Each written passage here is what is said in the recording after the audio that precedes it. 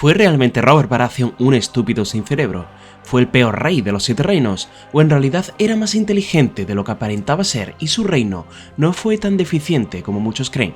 En este canal hemos analizado a personajes súper interesantes de Juego de Tronos como Tywin Lannister, Varys o Meñique.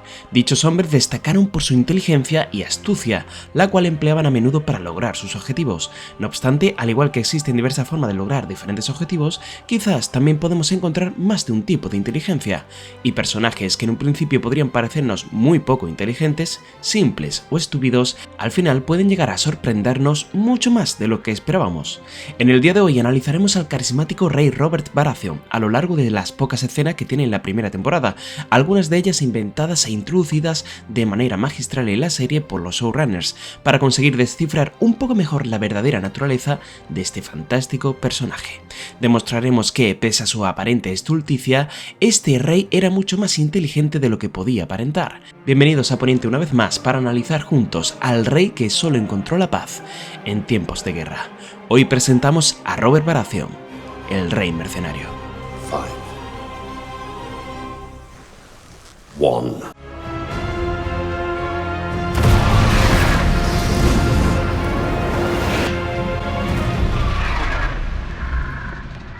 Sé que este vídeo os va a encantar, al igual que os encantará lo que os traigo hoy gracias a Planeta D'Agostini, el patrocinador de este vídeo, y es que acaban de lanzar una colección inédita de Iron Spider, en una escala sin precedentes, pudiéndola construir paso a paso ustedes solitos como estoy haciendo yo en estos momentos. Esta figura está fielmente reproducida con sus texturas y colores auténticos, contando con hasta 90 centímetros de altura, una absoluta barbaridad.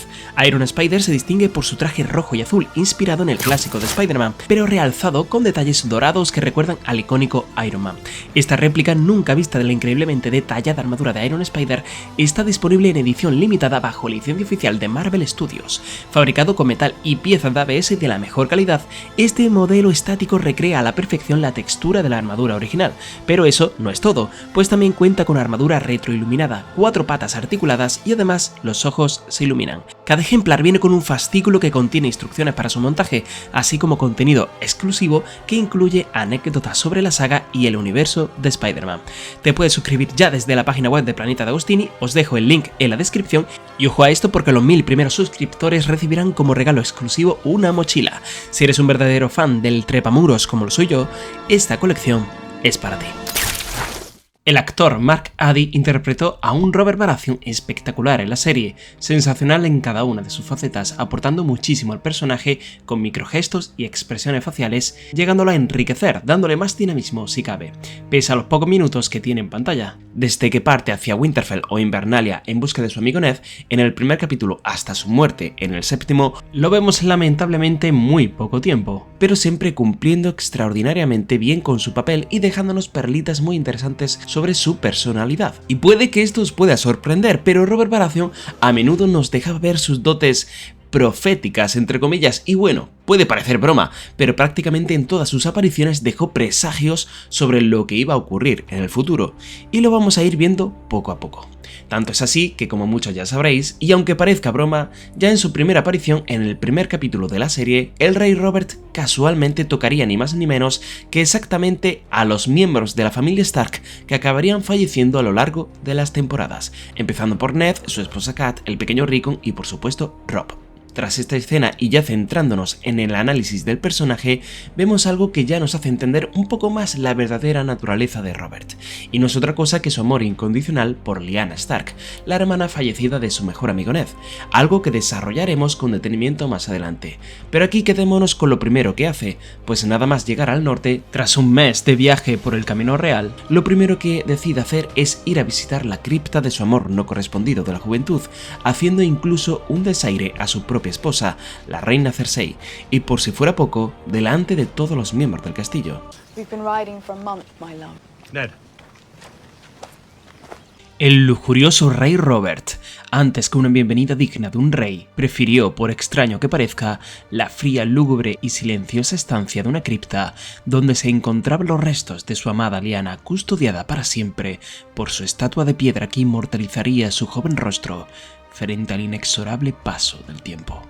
En las criptas y faltándole el aire debido a su obesidad, conseguida por años de excesos, nombra a su mejor amigo como mano del rey para que reine en su lugar tras la muerte de Jon Arryn, el mentor de ambos. Y es que, si bien es cierto que Robert quería eludir sus responsabilidades como rey al nombrar a otros para que gobernasen en su nombre, y que en algunos aspectos como el ser ocioso en tiempos de paz va en contra de los preceptos para ser un buen gobernante, debemos aclarar que él nunca quiso el trono.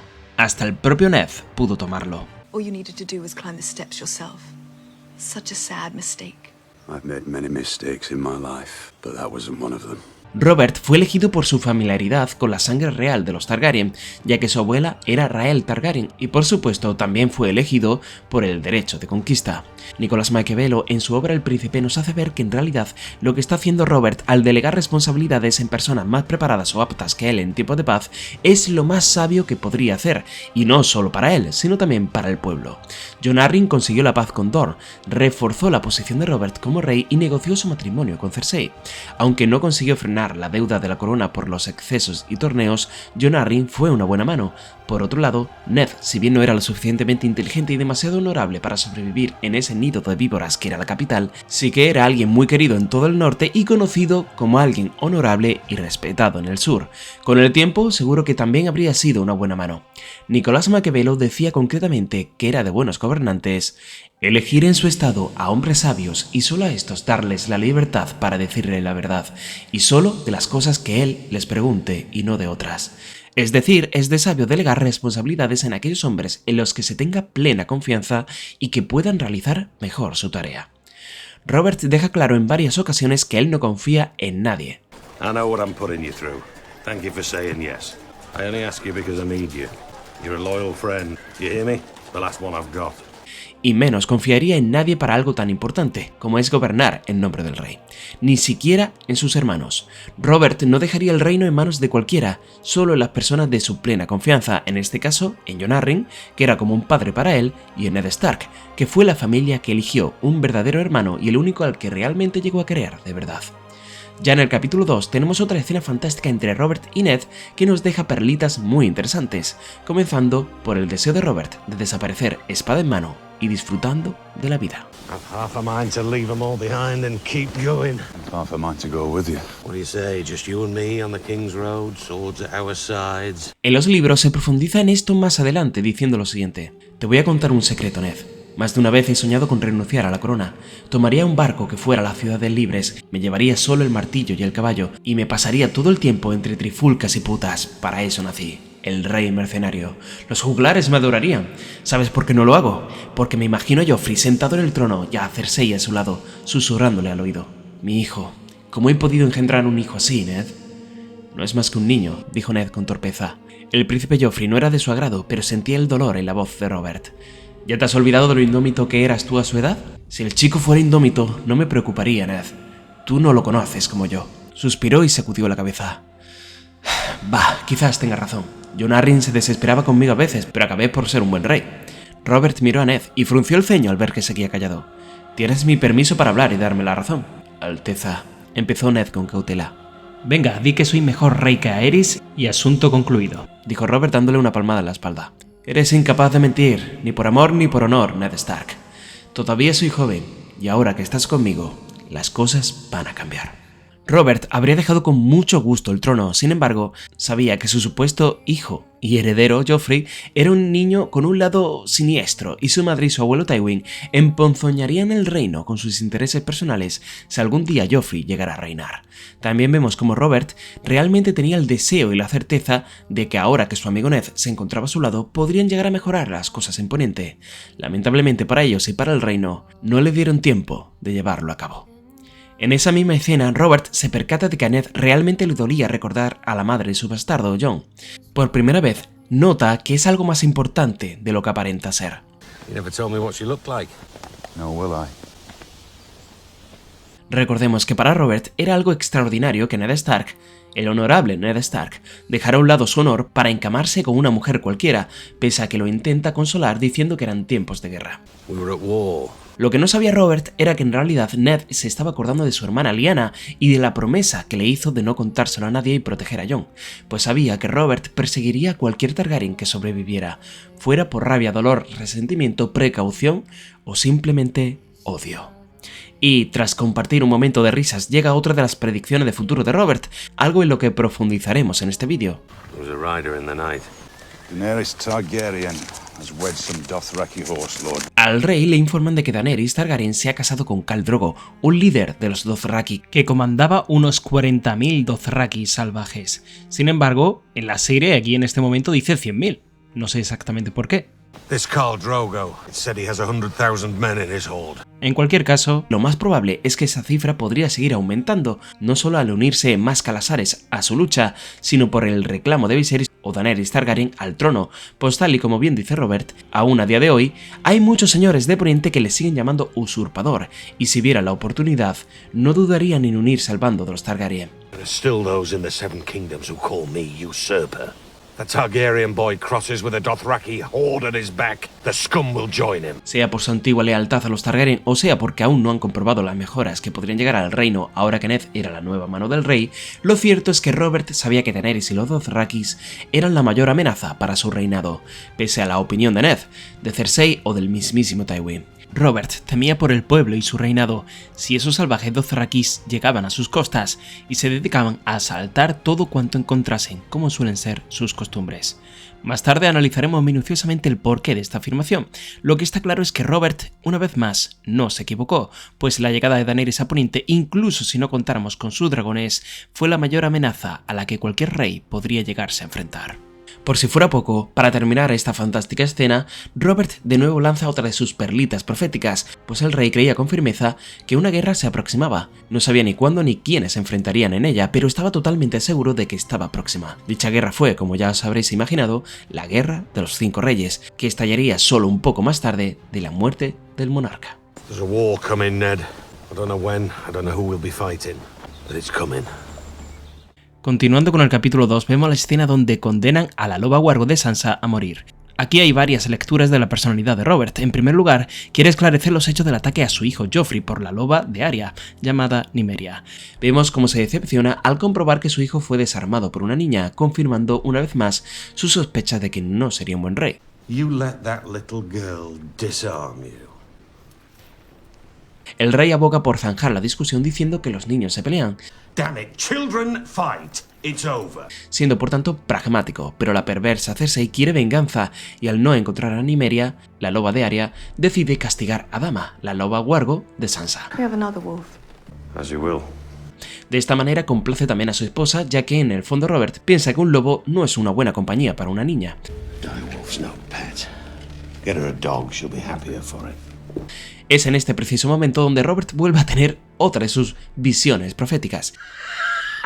Estoy de broma, ¿vale? Pero es cierto que le dice a su amigo Ned que un lobo es peligroso y que mejor debería comprarle un perro. Y bueno, es precisamente el perro Sandor Clegane quien velaría en Desembarco del Rey por su hija Sansa, estando siempre pendiente de ella para que no hiciera alguna locura o corriese ningún peligro.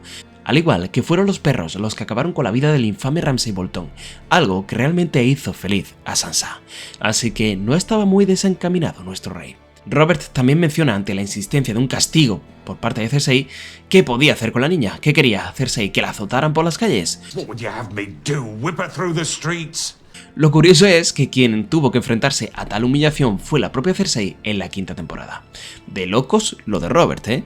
Vemos en esta escena cómo la situación de nuevo sobrepasa a Robert, pues no quiere disputas estúpidas, no quiere enfrentamientos, y menos entre su familia y aliados. Robert huye ante los conflictos estúpidos y responsabilidades y espera que los demás dejen a un lado sus diferencias como él hace.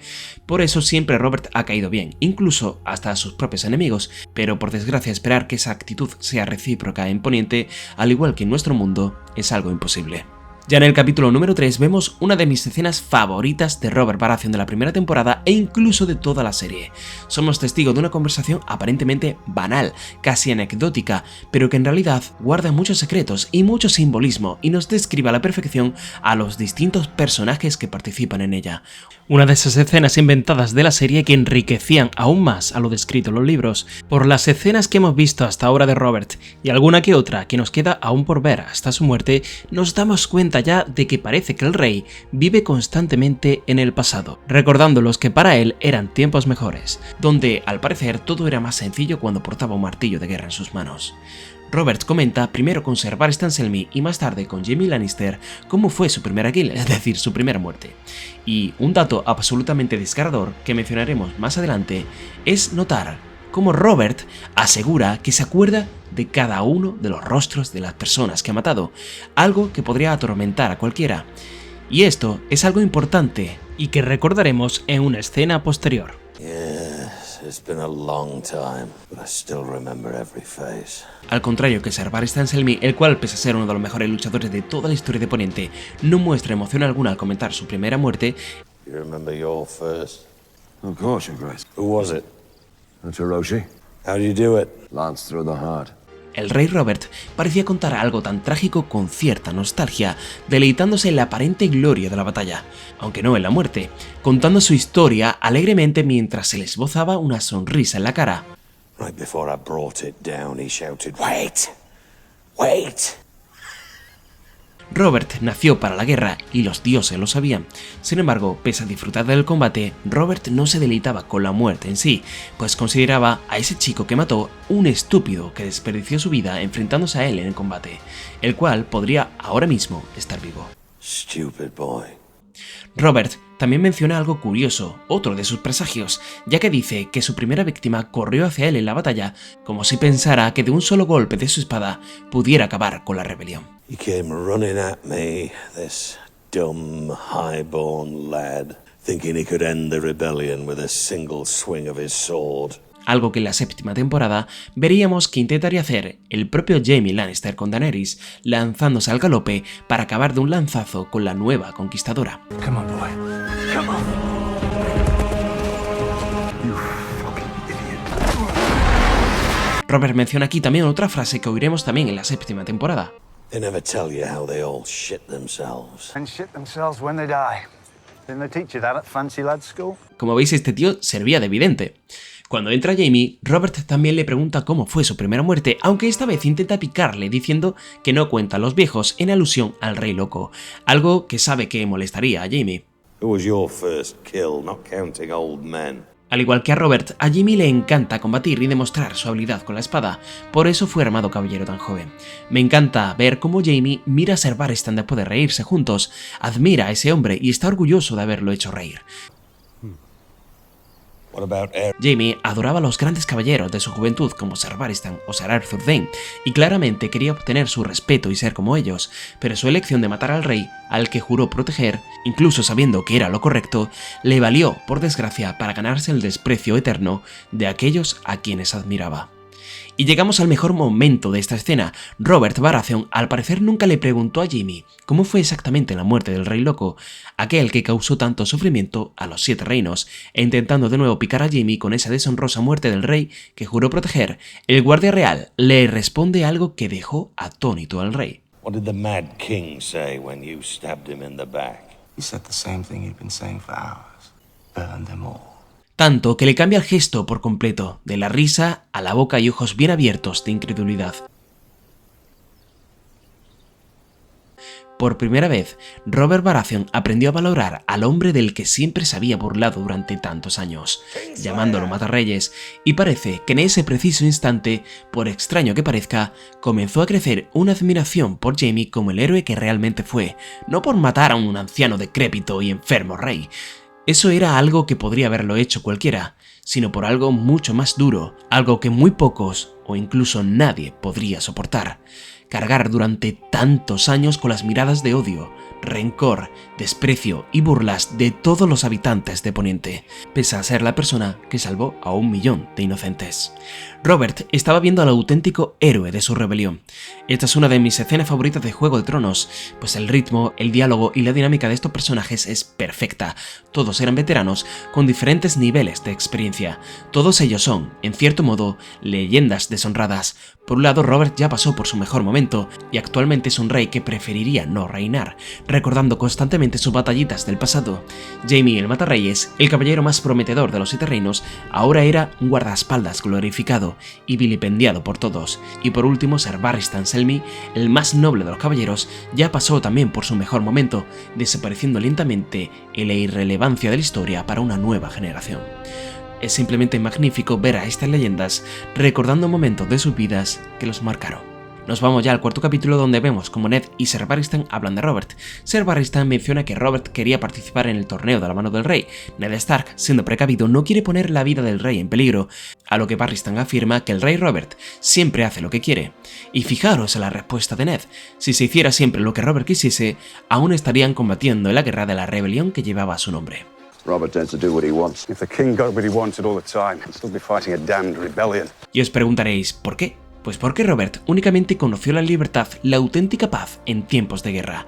Irónico, cuanto menos. La única forma que tuvo Ned para sacarle a Robert la idea de la cabeza de participar fue herirle en el orgullo, diciéndole que todos los combatientes no osarían pelear al 100% contra el rey y le dejarían ganar, a lo que Robert, como verdadero apasionado de la lucha, eso le parecía un insulto. Why, because I'm king? Piss on that. I want to hit somebody. There's not a man in the 7 kingdoms would risk hurting you.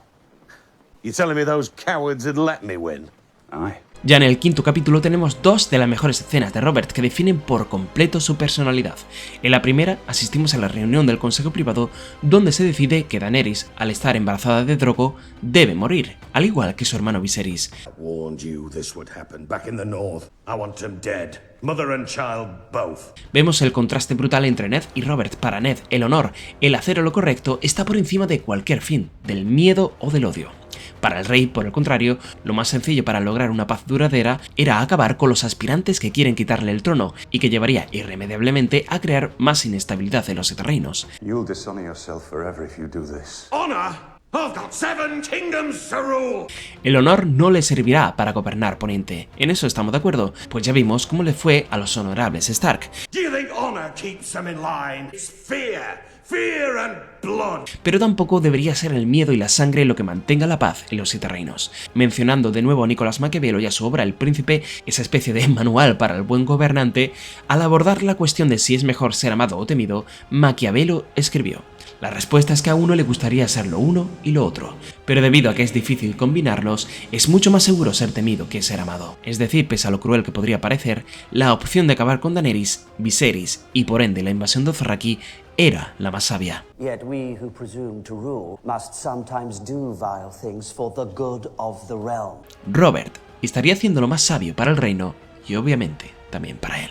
Should the gods grant Daenerys a son, the realm will bleed. How many towns will burn? Ned le hace daño a su amigo mencionando que si hacen eso no serían mejores que el rey loco al que le quitaron el trono. Then we're no better than the Mad King. Pues Aerys se valía de las mismas armas para gobernar.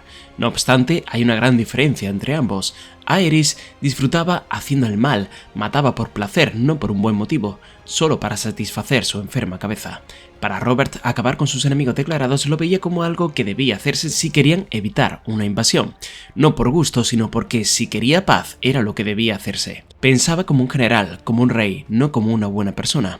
Planear una invasión a Poniente era un acto de guerra y se debía responder de igual manera. Ned elude responsabilidades y confía en que si se produce finalmente la invasión, ellos podrán detenerlos. I'll fear the Dothraki, the day they teach the horses to run on water. Robert es más pragmático, como hemos mencionado antes, y quiere acabar con la invasión antes de que se produzca. That's your wise advice. Do nothing till our enemies are on our shores. En cierta forma se parece a la forma calculadora de pensar que tiene Tywin. Explain to me why it is more noble to kill 10,000 men in battle than a dozen at dinner. Honor contra pragmatismo. ¿Qué pensáis ustedes? ¿Tenía razón Ned o Robert? Dejádmelo saber en la caja de comentarios. Like si os está gustando el vídeo y suscribiros para más contenido de Juego de Tronos. Siguiendo con el vídeo, Ned considera que Robert tiene miedo, y por supuesto que tiene miedo, pero no fue el miedo al rey loco lo que hizo a Ned combatir en su rebelión. No fue el miedo a perder a su hermana lo que motivó su levantamiento. No fue el miedo al propio Robert lo que hizo que le prometiera a su hermana Lyanna que jamás revelaría el verdadero origen de Jon. No fue el miedo a que los Lannister y demás víboras de Desembarco del Rey amenazaran la vida de su amigo Robert lo que le hizo marchar a la capital como vano del rey, y no fue el miedo por la salud de sus hijas lo que le hizo perder su honor y la cabeza. Siempre hay que escuchar al miedo, y es bueno saber gestionarlo.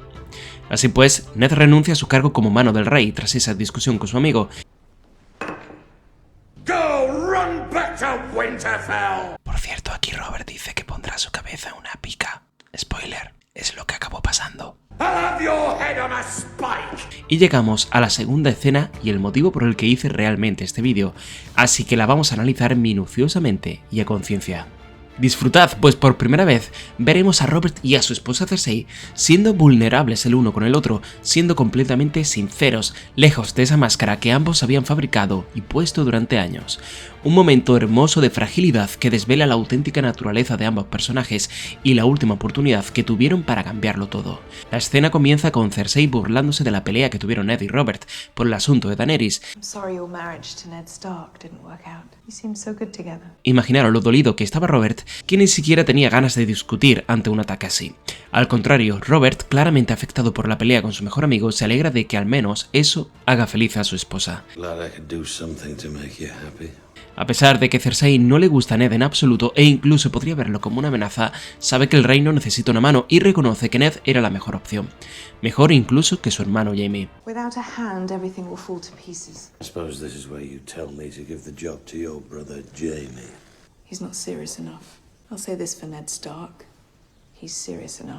Robert se lamenta, pero de nuevo se reafirma en que lo mejor para el reino es que se respete su decisión de acabar con Daenerys y la invasión antes de que comience.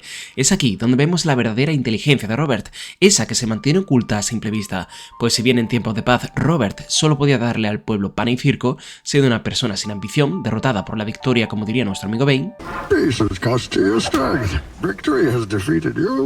en tiempos de guerra creo que jamás hubo un rey tan preparado para liderar y gobernar los 7 reinos. Él sabe que esa invasión era mucho más peligrosa de lo que los demás creían. Targaryen girl convinces her horse lord husband to invade, and the Dothraki horde crosses the narrow sea. We won't be able to stop them. Cersei da argumentos lógicos e interesantes para no preocuparse ante la invasión.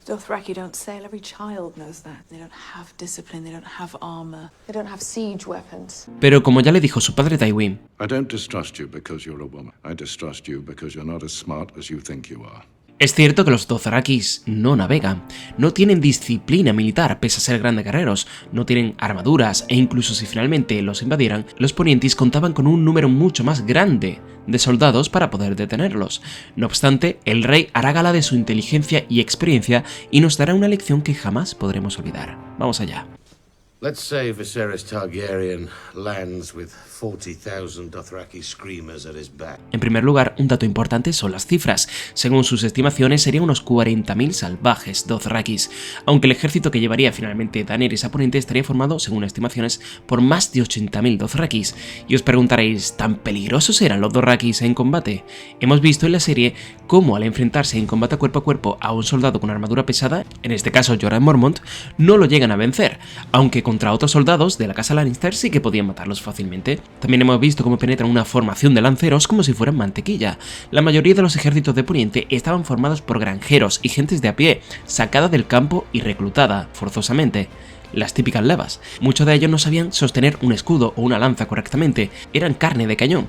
La mayoría de los verdaderos caballeros son de la nobleza o de las compañías de mercenarios. Un solo ejército unido puede enfrentarse a cualquier número de escudos humanos. Los números no son un factor real, la habilidad, por el contrario, sí que lo es. Y los Dothrakis eran hábiles guerreros. Los Dothrakis están claramente inspirados en los hunos y los mongoles de nuestra historia real. El militar e historiador romano del siglo IV, Ammiano Marcelino, decía lo siguiente sobre las tácticas de combate de los temidos hunos. Los hunos acuden a la batalla en grupos y como son ligeros y muy rápidos, a la hora de combatir, lanzan a propósito ataques por sorpresa y, de forma desordenada, se desplazan causando grandes matanzas. Y es que como luchan a distancia, disparan armas que cuentan con huesos afilados en vez de punta y que están realizadas con una técnica extraordinaria. Después recorren al galope la larga distancia que les separa del enemigo y luchan cuerpo a cuerpo con espadas. Por otro lado, y ya comparándolo con el ejército de los mongoles, la mayoría de ejércitos europeos consistían en unos pocos soldados profesionales, aparte de caballeros, y un gran número de plebeyos o milicianos. De ellos, solo los caballeros y los pocos soldados profesionales se entrenaban regularmente, y su entrenamiento enfatizaba el combate individual, en perjuicio de las tácticas de combate en grupo. En contraste, los ejércitos mongoles constantemente practicaban la equitación, la arquería y las tácticas de unidad, así como también distintas formaciones y rotaciones. Este enfrentamiento se mantenía por medio de una disciplina dura pero razonable. Los caballeros europeos que enfrentaron a los mongoles a menudo utilizaban armaduras pesadas, que podían ser fácilmente penetradas por el arco compuesto mongol. Cuando los caballeros eran golpeados por flechas que penetraban su armadura, tenían la difícil tarea de extraer la flecha clavada en su armadura y cuerpo. Al quitarse la armadura o la flecha, a menudo agravaban la herida. Por el contrario, muchos de los soldados mongoles utilizaban armadura ligera sobre camisas de seda. Al ser golpeados por una flecha, la seda envolvía a la flecha y penetraba en la herida con ella. Bastaba tirar con suavidad la seda alrededor de la flecha para quitársela sin causar mucho daño al soldado. Asimismo, los caballos mongoles, que no tenían armadura y eran montados por jinetes de armadura ligera, tenían una mayor resistencia que los caballos de los europeos. Como la fuerza de caballería de los otros ejércitos portaban armaduras pesadas, los mongoles con sus armaduras ligeras podían superarlos también en velocidad. Una de las tácticas más frecuentemente utilizadas por los mongoles fue la retirada fingida. En medio de la batalla, una o más unidades mongolas se retiraban repentinamente, dando a su rival una falsa confianza. Después, al perseguirlos, los soldados enemigos se veían rodeados por soldados mongoles que rápidamente procedían a bañarlos con flechas. Los mongoles evitaban el combate cuerpo a cuerpo y preferían luchar a distancia usando sus arcos. En nuestra propia historia, la batalla de Carras, acontecida en el 53 a.C. entre la República Romana y el Imperio Parto, dejó claro que un buen ejército de caballería provisto de buenos arqueros a caballo podía aniquilar al mejor ejército pesado de la antigüedad. En el universo de Juego de Tronos encontramos la batalla del Campo de los Cuervos, producida aproximadamente en el 330 antes de la conquista de Aegon, donde casi 130.000 soldados arnoreses, también conocidos como hombres altos, se enfrentaron a una horda dothraki de 80.000 jinetes. En esa batalla los dothraki utilizaron la táctica de la retirada fingida, la misma que empleaban los mongoles. Los arnori cayeron en la trampa. Los Khalasar de Khal Kano y Khal Zako dieron media vuelta y lanzaron una lluvia de flechas sobre ellos, mientras Khal Loso y sus jinetes se situaron detrás del ejército, impidiendo cualquier intento de retirada. El ejército de los hombres altos fue totalmente aniquilado. Los cuervos se dieron un festín con los cadáveres de los caídos, de ahí su nombre, mientras que los dothraki caminaban entre los muertos y se peleaban por los objetos de valor. Es cierto que en la batalla de Qohor, producida aproximadamente alrededor de 100 años antes de la conquista de Aegon, 12.000 dothrakis cayeron ante 3.000 inmaculados, pero ya sabéis que gracias a su entrenamiento muy parecido al espartano, los inmaculados no huían, y además, al tener la espalda cubierta por la muralla de la ciudad de Qohor, no podían ser rodeados, por lo que su defensa era casi invencible. Sin embargo, en esta ocasión, y por desgracia para Robert, los Inmaculados estarían del bando de Daenerys y sus dothrakis. Por si eso fuera poco, en los casos excepcionales cuando la armadura de los caballeros europeos resistía a las flechas enemigas, los mongoles sencillamente mataban a sus caballos, dejando a los caballeros acorazados a pie, incapaces de recorrer largas distancias, sobre todo con la armadura.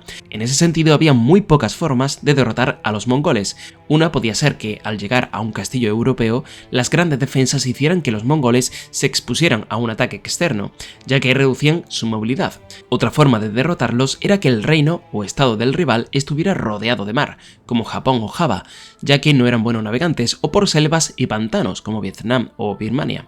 Sin embargo, estos obstáculos naturales no garantizaban el rechazo de los mongoles, pues estos se adaptaban a cualquier cosa, atravesaban desiertos en Medio Oriente, selvas en el sur de China e incluso vencieron al terrible invierno ruso.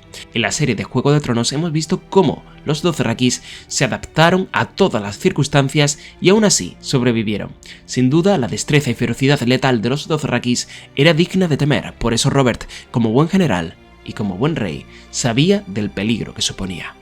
No obstante, la mayor amenaza, por extraño que parezca, no eran los dothrakis ni siquiera los 3 dragones de Daenerys. La mayor amenaza para Robert era que el pueblo y los grandes señores se pusieran del bando de Daenerys, pues aún a día de hoy, a Robert a menudo lo seguían llamando algunos el usurpador.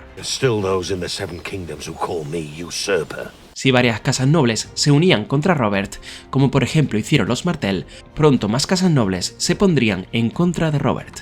El pueblo no perdonaría que les dejaran sufrir, mientras los grandes señores se escondían en sus castillos de piedra.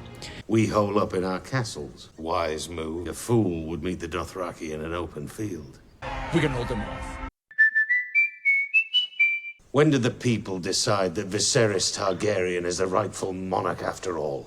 Es en este momento donde el rey le explica a su esposa Cersei la mayor lección que aprendió durante la rebelión que llevaba su nombre. We still outnumber them.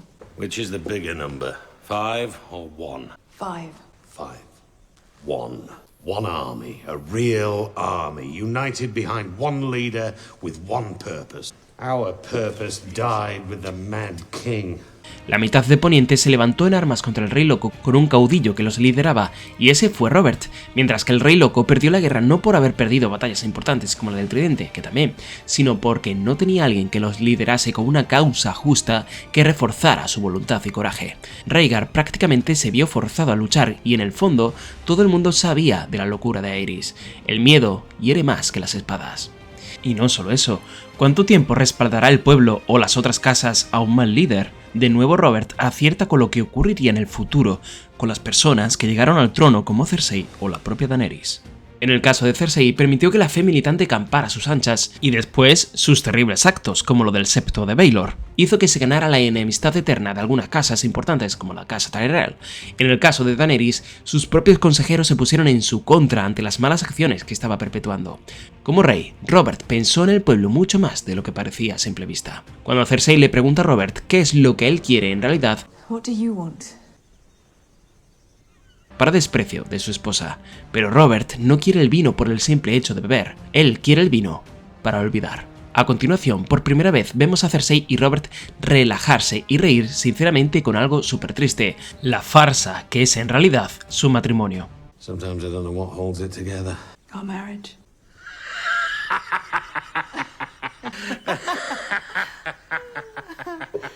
Lo que unió al reino no fue el amor, sino el odio. Primero el odio al Rey Loco y después el odio mutuo entre Cersei y Robert, Lannisters y Baratheon.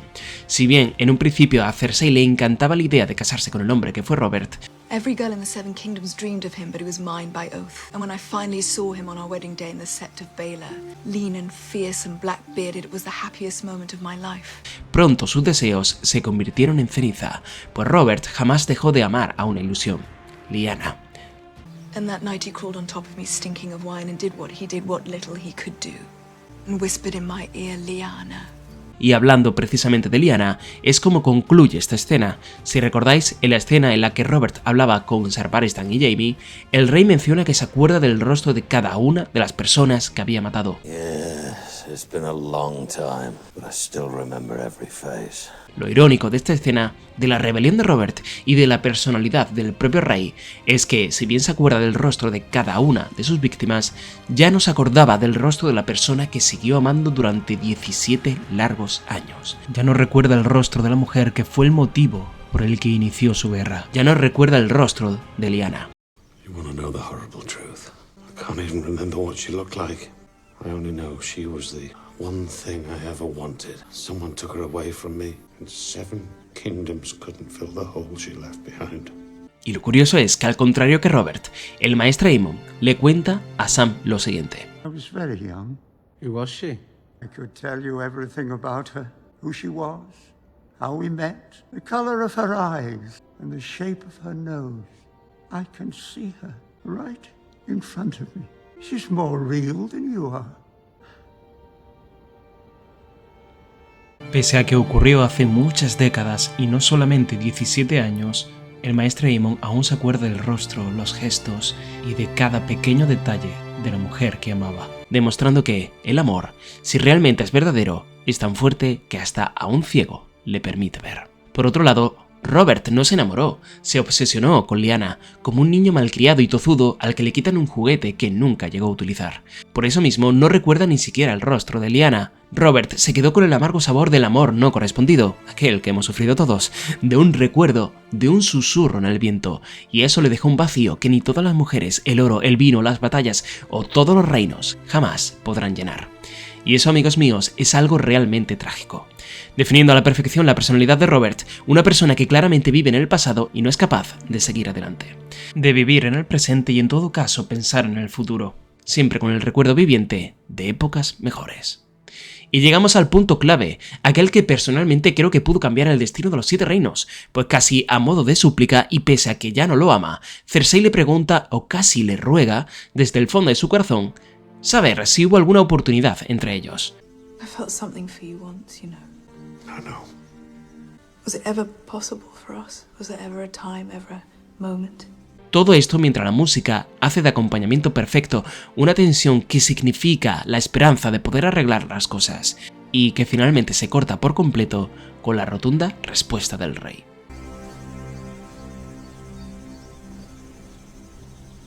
No. Es en ese preciso instante en el que el destino de Robert fue sellado y Cersei comenzó a conspirar abiertamente, en este caso ya, contra él. Si hubiera habido arrepentimiento sincero o un atisbo de esperanza para ellos como rey y reina, lo más probable es que Robert continuara con vida. En cuanto a la dirección, la escena usa encuadres cerrados y medios para resaltar la intimidad de la conversación y la tensión entre los personajes. La distancia entre ellos en pantalla se reduce o aumenta estratégicamente, subrayando momentos de confrontación o de cierta apertura emocional. El ritmo de la escena es pausado y reflexivo, permitiendo que las palabras tengan peso y resuenen. La pausa en los diálogos refuerza el sentimiento de resignación y cansancio en ambos personajes. Lina Headey, Cersei y Mark Addy, Robert, aportan matices muy ricos a sus personajes. Cersei transmite una mezcla de resentimiento, curiosidad y vulnerabilidad, mientras que Robert muestra la resignación y la tristeza de un hombre que ha perdido su propósito. La mirada de Robert cuando menciona a Lyanna Stark está cargada de nostalgia, mientras que Cersei observa con una mezcla de desprecio y un deseo de entender el porqué de su fracaso matrimonial. Como mencionaba antes, la copa de vino es más simbólica de lo que parece. Robert, bebiendo constantemente, simboliza su escapismo, una manera de evitar enfrentarse a las realidades duras de su vida y su reinado, algo que hemos visto reflejado también en el capítulo número 2 con el ataque de Nymeria y que veremos a continuación en el capítulo 6. Por último, juegan muy bien con los espacios, hay una clara distancia emocional entre ellos, reflejada a su vez de forma física mediante esa mesa que los separa. A pesar de estar en el mismo espacio, representan de manera magistral el vacío emocional en su matrimonio. Una escena absolutamente desgarradora y espectacular con unos diálogos brillantes que llegaban a transmitir lo vulnerables que pueden llegar a ser hasta las personas aparentemente más poderosas. Cersei se marcha claramente dolida pese a sus propias palabras. Does that make you feel better or worse? Doesn't make me feel anything. Mientras que el rey vuelve a agarrar la copa de vino para aliviar sus penas. Odio y arrepentimiento, ira y dolor reflejados en dos personas diametralmente distintas. Simplemente espectacular. Ya en el capítulo 6, y tras el ataque de Jaime Lannister a Ned Stark por el encarcelamiento de Tyrion, vemos a Robert completamente desbordado, pues por un lado entiende a su amigo y por otro lado no comprende por qué han apresado a Tyrion y se han peleado en las calles de la capital. Vuelve el Robert pragmático, aquel que no quiere que haya problemas entre Lannister y Stark, porque suficientes problemas ya hay en el reino y le debe el oro a los Lannister y la lealtad a los Stark, y simplemente ordena que se lleven bien, pero eso no es tan fácil de conseguir como él se piensa. Held accountable. Oh, will both of you shut your mouths? Catelyn will release Tyrion, and you'll make your peace with Jaime. He's attacked one of my brothers and abducted the other. I should wear the armor, and you the gown. Tras el ataque al ego de Robert por parte de su esposa, él la golpea, para acto seguido arrepentirse de haberlo hecho. I should not have hit her. That was not kingly. Es aquí donde nos cuenta algo desgarrador. Robert no quiere a sus hermanos, solo a su amigo, a la familia que él mismo escogió, no la que le tocó. I never loved my brothers. Sad thing for a man to admit, but it's true. You were the brother I chose. El rey avisa de que se va de cacería y persuade a Ned para que vuelva al cargo de mano del rey, o si no, se lo dará a Jaime Lannister. We'll talk when I return from the hunt. Put on the badge. If you ever take it off again, I swear to the mother I'll pin the damn thing on Jaime Lannister. No solo para picar a Ned, sino porque le debe la mitad del reino a su padre. What about Jaime? I'm half a kingdom in debt to his bloody father. Pero es que no solo eso, porque además, como recordaréis, en aquella escena, hablando de la muerte del Rey Loco, Robert descubrió que Jaime en realidad no es el matarreyes que todo el mundo pensaba, sino que fue el propio héroe de su rebelión. En la siguiente escena, Robert está de cacería y, como no, de nuevo viviendo en el pasado, diciendo que los tiempos de antes eran mejores, lo que lo lleva a discutir con su hermano Renly. What was I saying? Simpler time? Wasn't it simpler, tell me? It was, Your Grace. Those were the days. Which days exactly? Renly representa una visión más progresista que sus hermanos, pero no por ello es menos indulgente o el candidato ideal para reinar. En los libros hay una cita muy famosa que dice que Robert era el auténtico acero, Stannis es hierro puro, negro y fuerte y duro, sí, pero también quebradizo como el propio hierro. No se dobla nunca, antes prefiere romperse. Renly es cobre, pulido y brillante, muy bonito, pero a la larga no vale gran cosa. Aquí vemos como Lancel Lannister, el copero que Cersei le adjudicó a su esposo a propósito, ya le está sirviendo el vino que adormecerá sus sentidos y le provocará la muerte a manos del jabalí. Y llegamos precisamente a la última escena de Robert en su lecho de muerte, una escena realmente curiosa, pues lo primero que vemos es que se arrepiente de no haber pasado más tiempo con su supuesto hijo de Joffrey para que fuera un buen rey, o al menos para que fuera mejor que él.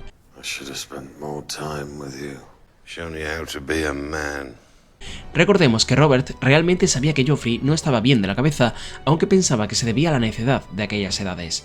No obstante, pese al deseo inicial, pronto desiste y se da cuenta de que nunca ha servido para ser buen padre.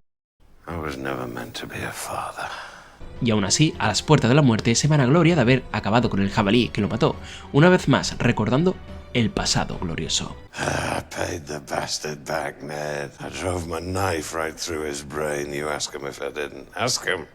Cersei está muerta de miedo, pues al comienzo de este episodio, Ned, estúpida pero honorablemente, le comenta que cuando Robert volviese de cazar, le contaría la verdad sobre el incesto de Cersei con su hermano Jaime. When the king returns from his hunt, I'll tell him the truth. Go as far away as you can, with as many men as you can, because wherever you go, Robert's wrath will follow you. Robert, my sweet. Out, all of you! Sin embargo, vemos como finalmente no se lo cuenta a su amigo para no amargarle tampoco la muerte, lo que eventualmente lo llevaría al propio Ned a la muerte. Sin embargo, antes de marcharse con el desconocido, Robert hace un último intento por hacer lo mejor para el reino, nombrando a Ned como Lord Regente, hasta que su heredero pudiera gobernar.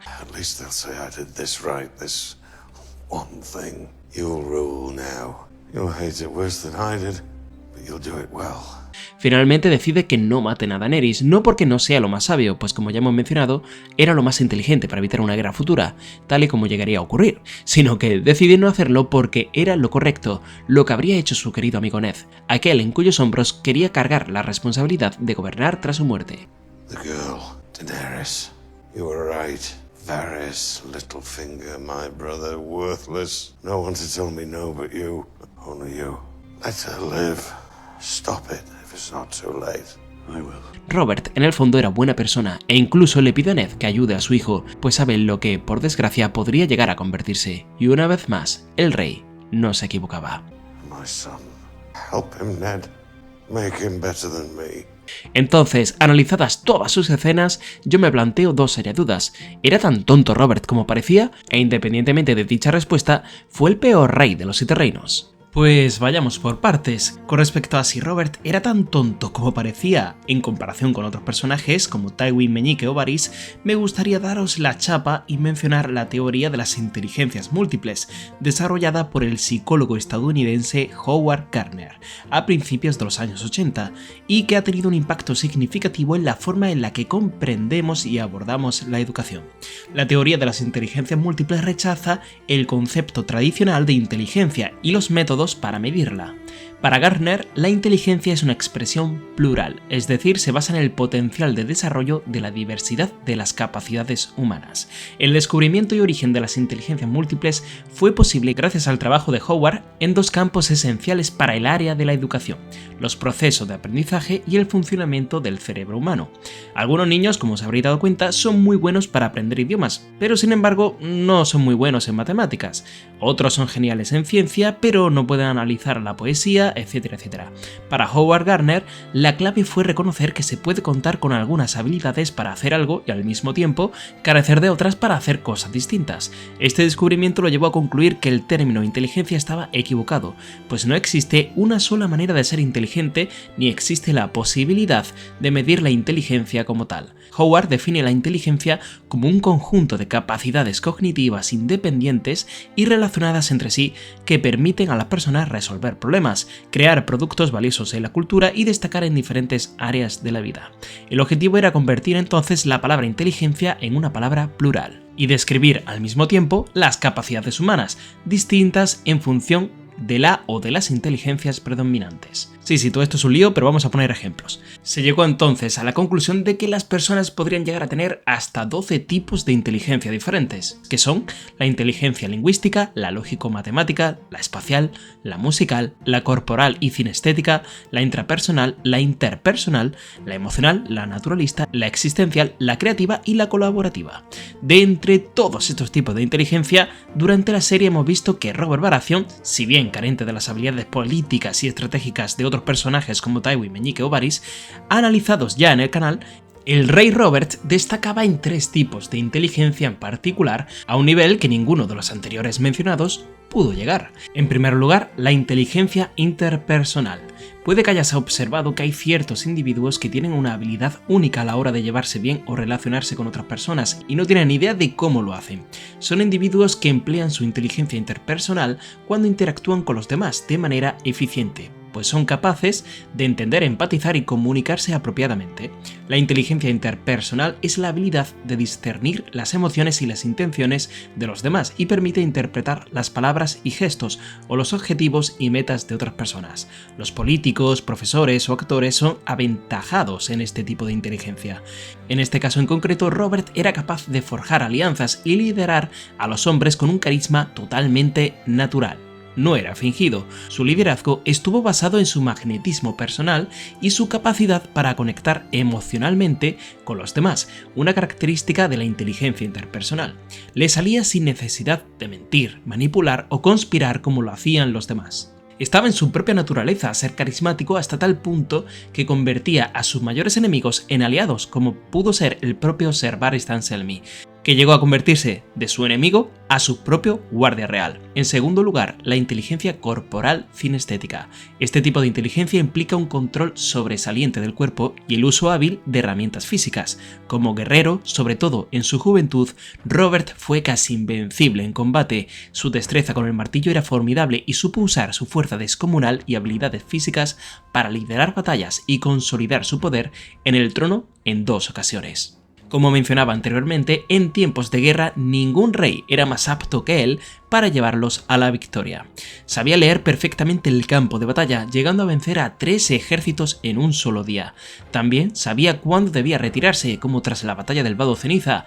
En definitiva, Robert destacaba de sobremanera por encima de personas mucho más veteranas que él.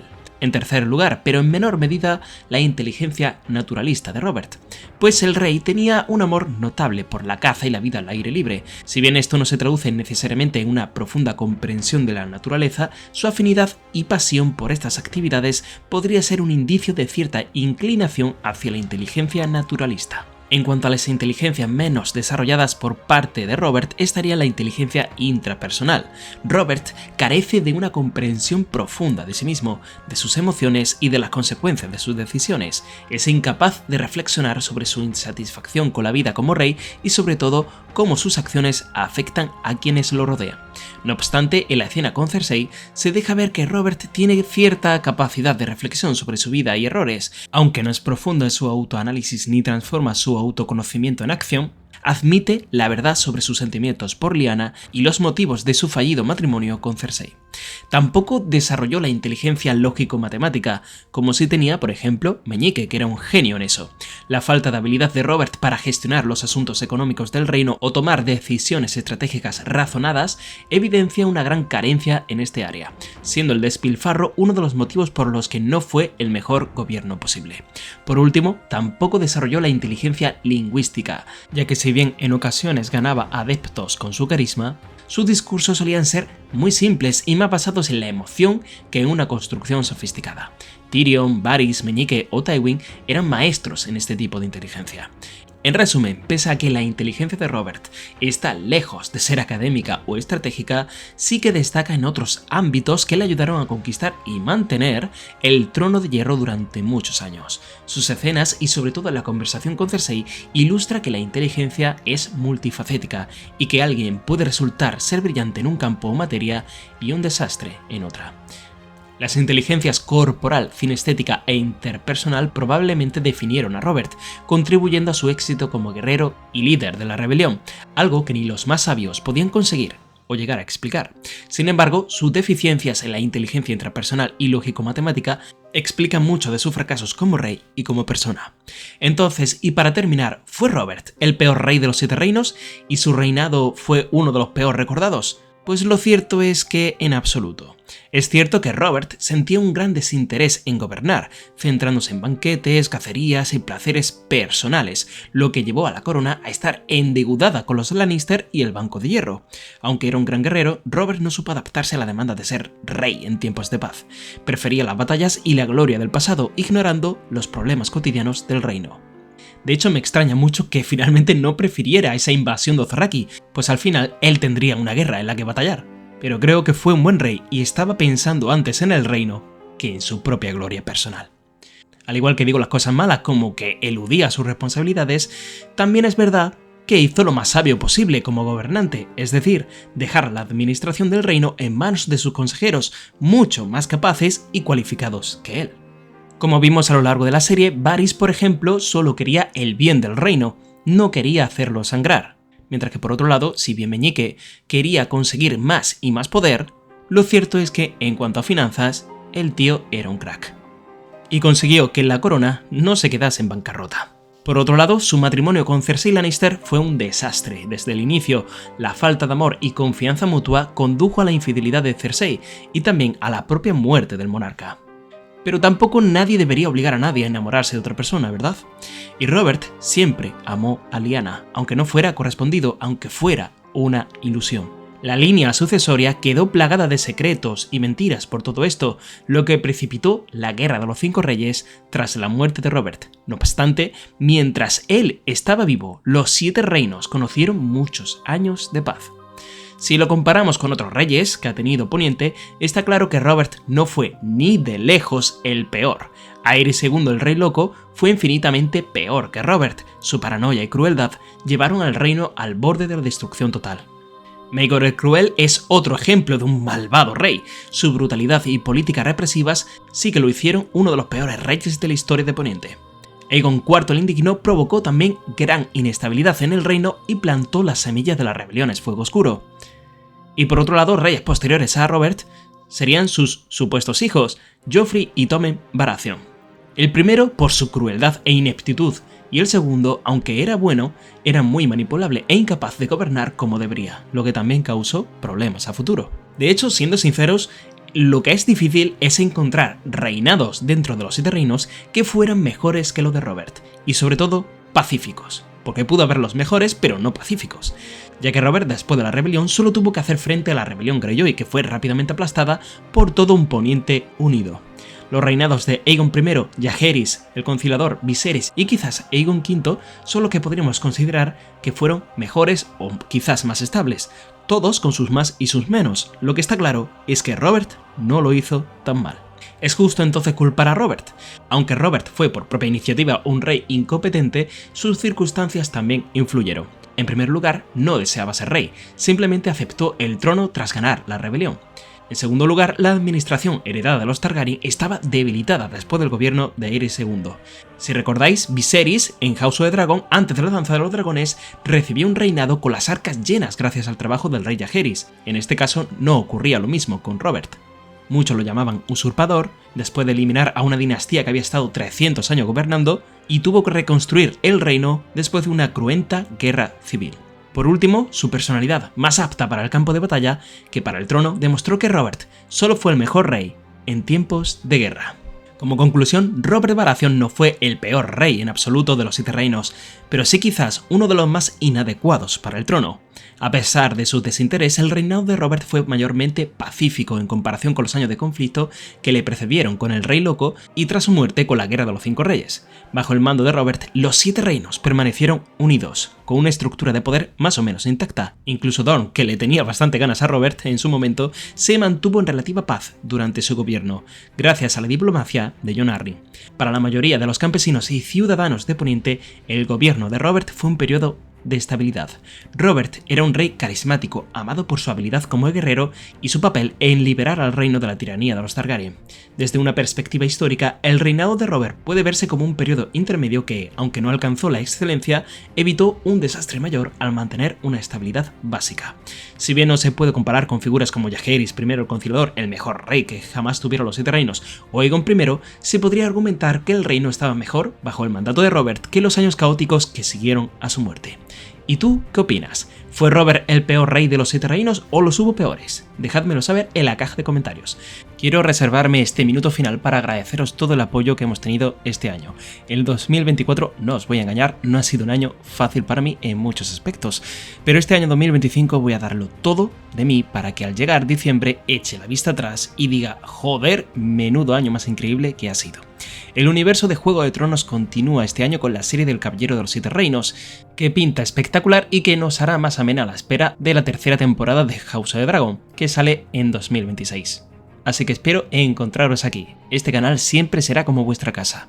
Muchas gracias a todos por el apoyo incondicional durante todos estos años y os deseo la mejor de las suertes en vuestra vida. Un abrazo, Valar Morgulis y hasta la próxima, chao. Por cierto, si ha llegado hasta aquí, Robert es un visionario. Repito, Robert es un visionario.